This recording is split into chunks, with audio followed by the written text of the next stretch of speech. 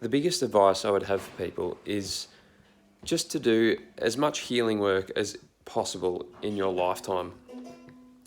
And the reason is this: if you don't do this healing and you have past trauma, which we all do, doesn't matter whether it's major trauma, minor trauma, we all have past trauma. If we don't heal those traumas, if we just suppress them down and allow them to be there forever in our subconscious, then they affect the way we behave, they affect the way that we live every day, every moment. And we can pass those traumas onto other people. Even if you don't have kids, you might pass your traumas onto your nephews and nieces. You might pass your trauma onto other adults, your friends, your family, people you work with. So if you don't heal that trauma, if you don't do any healing work at all, then that trauma can be passed on to others and it can multiply. And that's when our society becomes very sick and dysfunctional and unhealthy. However, on the other hand, if you do healing work, if you work on healing your past traumas to first become aware of them, and then to reframe them from different perspective using whatever tool you have available, such as talking to a psychologist. You might do altered state work, working with sacred medicines, psychedelic medicines. You might meditate. You might do yoga. Whatever it is, doesn't matter. As long as it works to heal. Some people do something called the process, a healing process where you just mentally go back. So you might do like visualizations, kinesiology, things like that. Anyway, if you do the healing work, you start to heal yourself. Number one, you get the benefit. You've got more energy, you've got more mental clarity, you're able to live more fully in each moment. So you get that huge benefit. Hello, Mummy. Hello, it's just Daddy here, okay? Daddy's just doing a video. If you do the healing work on yourself, then you can also multiply that in the same way that the trauma multiplies. And you can heal trauma. More and more trauma just has a multiplying effect. If everyone does enough healing work, we're healing everybody. We heal the whole community that we live in. We heal our population as a whole. And that's pretty amazing, I think. So that's why it's my biggest piece of advice to people is just in your lifetime, do as much healing work as you can. It might be your own healing. It might be intergenerational healing that's come from previous generations, grandparents, great-grandparents, and so on. Past life. It could be, you might have stuff from your past lifetimes that you're carrying in the form of trauma, or you might have trauma from the womb, or from the pregnancy, or even before that, when you were just a seed. Who knows? But everything's vibration. Everything gets passed on. So, wherever we came from before we were that seed, probably, let's just say the universe, the cosmos, we're carrying, at our origin, we are carrying the vibration of the cosmos. And then, out of nowhere, a seed is created, and that is your seed. And that magical seed gets yours out of trillions of other seeds that are competing to be human life. Literally trillions. There is your one single seed is the one out of the trillions of seeds that could have possibly come into existence in human life form, and that's you, that one seed. How crazy is that?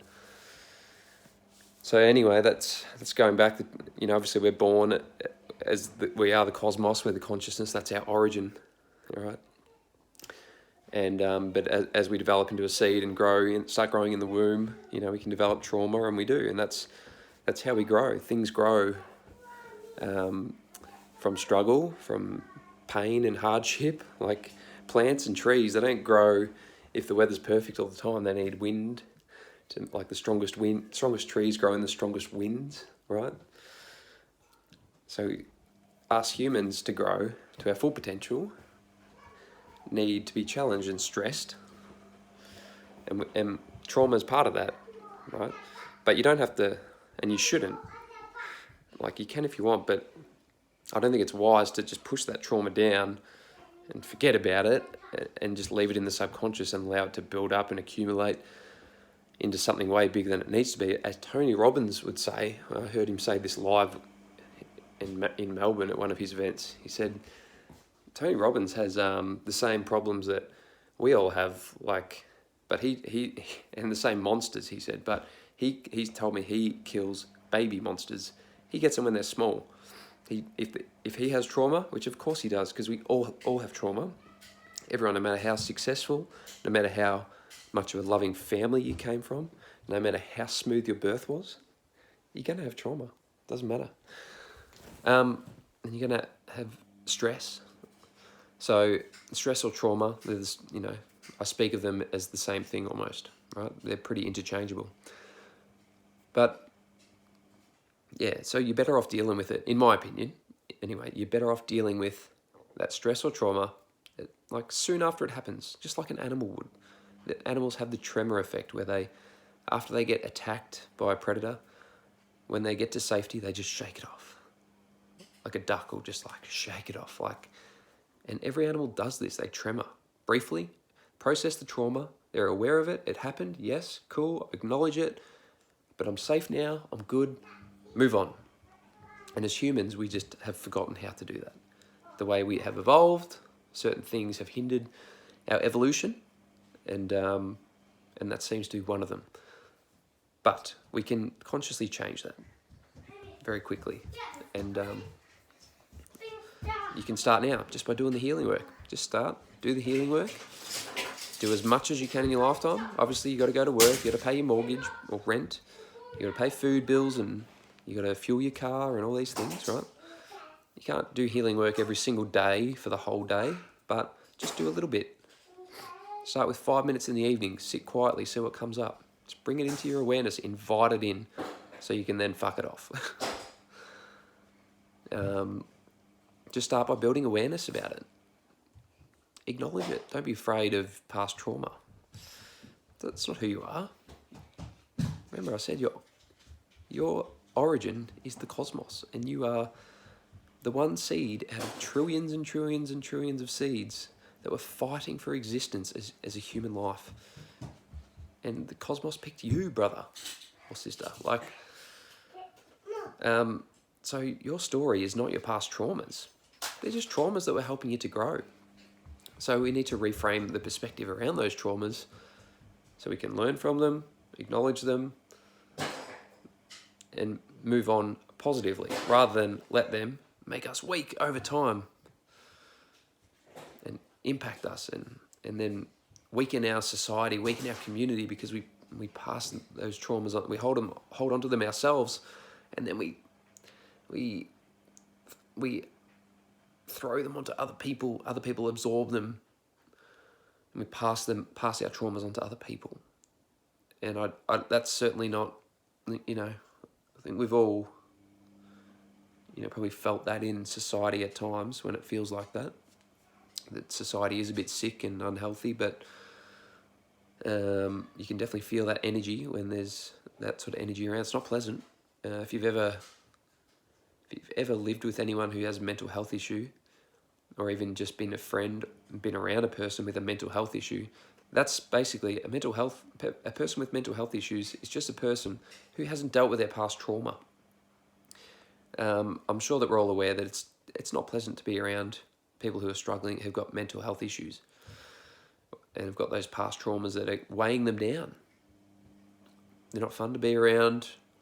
They can act nastily sometimes. They're not themselves. They're not acting out of love. They're acting out of fear. So it's not really the society that that I want to create, and I'm sure that a lot of you don't want to create either. So best bit of advice, life advice: do as much healing work as you possibly can in your lifetime. And that's it. Just do your best. Doesn't matter if you do a little, doesn't matter if you do a lot, just do your best, and you limit the amount of trauma that gets passed on and you'll expand the amount of healing that gets passed on.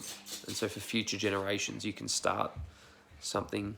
You can be that little rock in the water, that a little pebble, and the ripple effects just keep expanding out generation to generation to generation. And your seed that you're passing on through your kids, maybe if you've got kids, or if you have nieces and nephews or whatever, you're creating a better world, better future for them. And I'm sure that, you know, once we're finished in this lifetime and in our physical bodies, that we do go back to the cosmos and we're able to merge with God, the creator spirit, the divine, and we're able to tune in anytime we want to observe what we've created in our afterlife, whatever that looks like.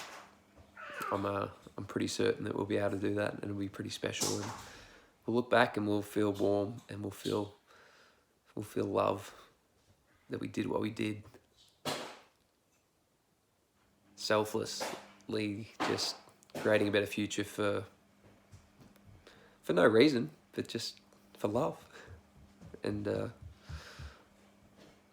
going to merge with the love. I feel like I'm merging with the love right now. Can you say merging with the love? Why are you TVing? I'm making a video. Oh, yeah. See ya. Yeah. There's some love right there. Love to you all. Hope you enjoyed that. Bye.